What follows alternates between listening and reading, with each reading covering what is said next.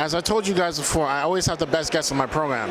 And I'm here with a brand new exciting writer called Alexander Linton. He's from England, from London, England. And he's going to tell us a little bit about his book, not too much. He doesn't want to give away the magic. Alexander, thank you so much for being here, man. So who inspired you to become a writer?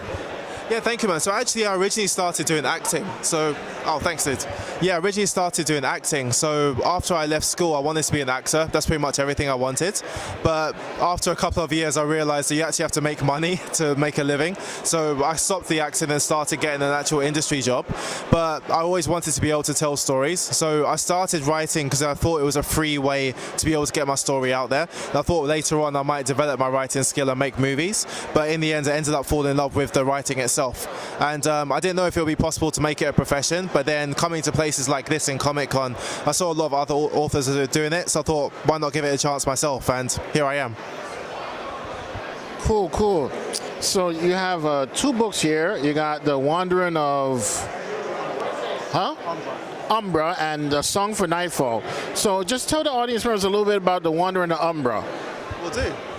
Yes, so The Wandering of Umbra, this is actually a book that's coming out next year. So here I'm debuting a bit of a sample for it. I thought it'd be cool to have a prologue so that people could see what the story's about. But this is a bit of a psychological horror. And just briefly, the story is that on an island, they're experiencing a weird famine. It's a place where they grow rice and they go fishing, and that's how they survive. But this time around, it seems like the rice isn't growing properly and the fish are dying out and not coming back. So as time goes on, they start realizing that it can't be a natural phenomenon and something else must be going on.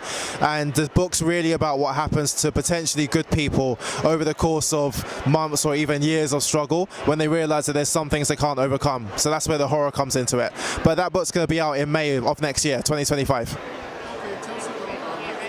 Yeah, this one on the other hand has been out for about 1.5 years. This is a low fantasy, but it's a cultural fantasy. So the concept is there's a village which for many years has had these really strict rules. It's been so long that no one can even remember why half these rules exist. They follow them out of tradition. But eventually people start getting curious, they start breaking rules here and there. And there's one particular rule they break, and when they do, they start realizing why all of these rules existed in the first place. And throughout the course of the story, they start to challenge their view of life and even what it means to be a human being. So if you like some stories that are introspective with a bit of psychology, a bit of philosophy, and a few dark twists, then I think you'll like A Song for Nightfall. Nice, man. Nice, nice. Well, so if anybody want to reach out to you to collaborate and do work, what's the best way for them to go about it? Yeah, so the best way is probably via email, which is contact@alexanderlinton.com, Alexander with a dash. You can also find me on Instagram at @realxanderlinton. But I think the best way is probably either email or my website. On my website, you'll find lots of other things that I do, such as comic books, poems, novels. I pretty much just love writing in general. So I'm always open to hear new ideas. I'm always open to collaborations. So feel free to reach out to me however you can. All right, guys, you heard what the man said. Reach out to him via his website and Instagram. Alexander, thank you so much for your time. Keep kicking ass and taking no prisoners. You're welcome. Bye-bye.